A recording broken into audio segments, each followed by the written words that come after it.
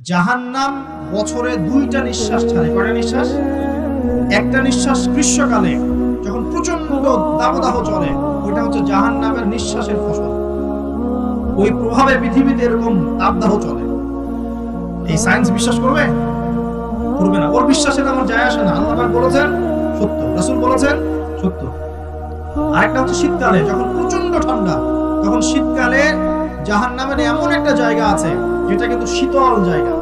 জাহান্নামের পুরো জায়গাটাই কিন্তু আগুন নয়, এমনও জায়গা আছে যেটা কি শীতল। ওই শীতল অংশ শ্বাস ছাড়লে এই যে পৃথিবীতে সেই এই শীতের একটা প্রভাব চলে আসে, প্রচন্ড ঠান্ডা শৈত্য প্রভাব চলে আসে।